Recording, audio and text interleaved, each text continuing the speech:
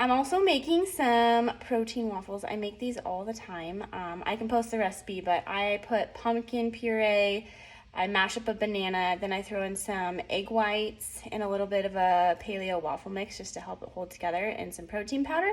And then this time of year, I love to do pumpkin spice waffles, and then like once a week, I might throw in mini chocolate chips just to make it feel like a treat on Saturday. Low carb diets have become really popular, and generally with those, they are good for short-term weight loss, but there's been a lot of studies looking at the long-term effects of the lower carb diets. The problem being, anytime you cut out one thing, you're losing benefits from a balanced diet. So for instance, in the low carb diets, oftentimes people will be afraid of fruit, so they don't want to eat bananas or apples because there's sugar in them, right?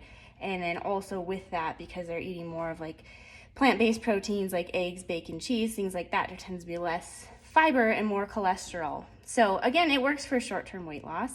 But long-term, I've actually been reading about how carbohydrate-rich foods from plants are actually the most nutrient-dense foods on the planet. Not to say that you shouldn't eat protein, but if you're looking for bumping up your vitamins A, E, K, B, and C, all the vitamins, those tend to be in fruits, starchy vegetables, legumes like peas or lentils, leafy greens. Also, they're full of minerals, which balances the electrolytes in your blood. So obviously, taking electrolyte supplements is great too, but just by eating vegetables, you can get your electrolytes balanced. And then fiber, actually, I always thought of fiber as kind of like the street sweeper for your gut, which it does do that, and that is helpful for that.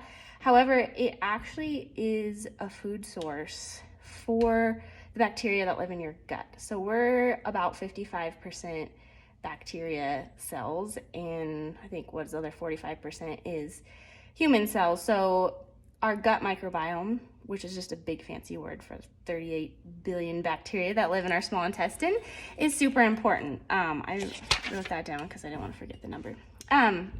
So what fiber does is it actually feeds the healthy bacteria, and a balanced gut microbiome can help with all kinds of things, anxiety and depression and weight loss, all the things that we're looking to improve. It also slows the rate of glucose or sugar absorption in your blood. So it's really important if you're eating carbohydrates that they're high in fiber, because then all that blood is not just getting absorbed at once. Fiber supplements are okay, like fiber powders like Metamucil. First of all, they usually add sugar, which is kind of counterintuitive for gut health. But if you're just adding like a fiber powder to processed food diet, it's not going to protect you from colon cancer in the same way that fiber-rich foods would. So all that to say, don't be afraid of eating carbs from fruits, vegetables, sweet potatoes, things like that. Also, whole foods tend to be 60 to 95% water, whereas processed foods are much lower than that. So just by eating them, you're actually eating quite a bit of water. And then antioxidants, this is another word that's just thrown around there. I'm not even sure I always knew what that is or what free radicals are.